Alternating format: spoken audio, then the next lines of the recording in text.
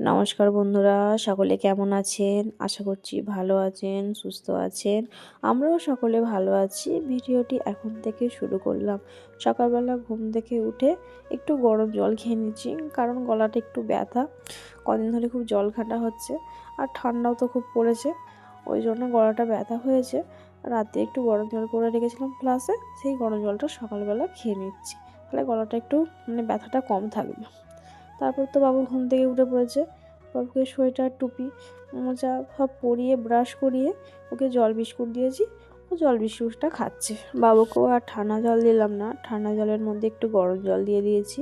ঠান্ডা জল গরম জল পাই করে দিয়েছি, বাচ্চা গলাটা ধরে যায় যদি, ওই জন্য। তারপরে নিজের জন্য একটু চা বসিয়ে দিয়েছি, চা করছি। বাবু তো এখানে বিস্কুট খাচ্ছে, আর আমি বাবুর সঙ্গে চলে এসেছি চা খেতে। সকালবেলা চা বিস্কুটটা দিয়ে খেয়ে নিই। শীতকাল পড়ে গেছে বলে আবার একটু সকালের দিকে চা খাওয়া হচ্ছে, কারণ ঠান্ডা খুব। চাটা খেলে বেশ ভালো লাগবে, গলাটার পক্ষে ভালো। তো আমি আর বাবু চা খাচ্ছি। বাড়িতে মা বাবা নেই, ওরা মাঠে চলে গেছে। তো সব কাজ তো সারাই হয়ে গেছে।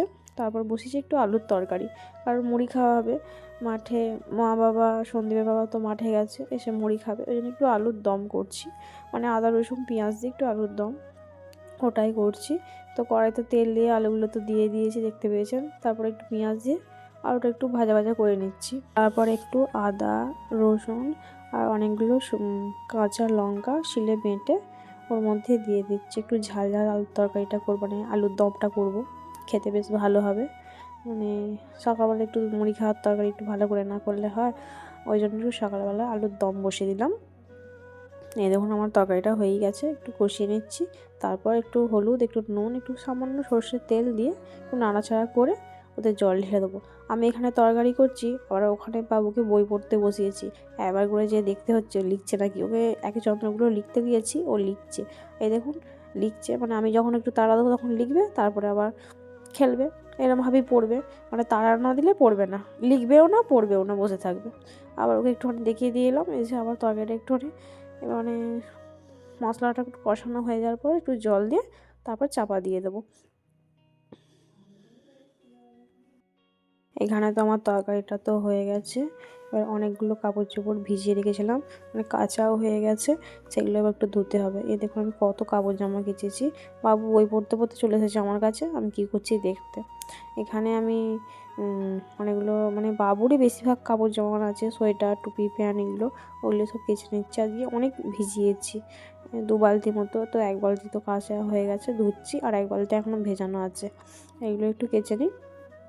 সকালবেলা না কাচলে না সারাদিনে রোদটা পাবে না, শুকনো হবে না, 2 দিন ধরে তাই শুকনো হয়ে যাবে। আর ছাদ ভর্তি, যা কেচেছি এক ছাদ।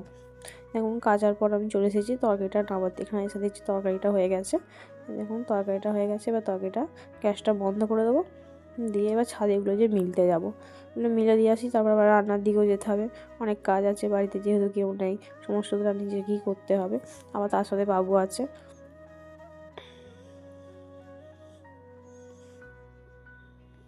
কালকে মুদিখানাগুলো নিয়ে এসেছে, এগুলো আর তোলা হয়নি। সন্দীপের বাবা বললো কী কী মুদিখানা এনেছি দেখবার, একবার মিলিয়ে দেখে নাও। ওটাই আমি একটু মিলিয়ে দেখে নিয়েছি কী কী নিয়ে এসেছে। তো মুদিখানা তো তোলা হলো। ছাদে এক বলেছিলাম যে জামা কাপড়গুলো একটু উল্টে পাল্টে মিলে দিতে, যেগুলো শুকনো হয়েছে সেগুলো নিয়ে চলে যাব নিচে, আর যেগুলো শুকনো হয়নি সেগুলো একটু ভালো করে মেঝেতে মিলে দিয়েছি। এই দেখুন যেগুলো শুকনো হয়নি সেগুলো একটু উল্টে পাল্টে ছাদের মধ্যে মিলে রেখে যাচ্ছি। তো রান্নাবান্না খাওয়ার হয়ে যাওয়ার পর রান্নার ভিডিওগুলো করা হয়নি আজকে ভাবলাম সকালে ভিডিওটাই করব, তো ওটাই করেছি।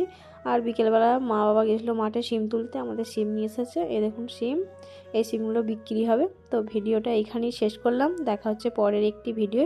ততক্ষণ আপনারা সুস্থ থাকুন, ভালো থাকুন, সাবধানে থাকুন।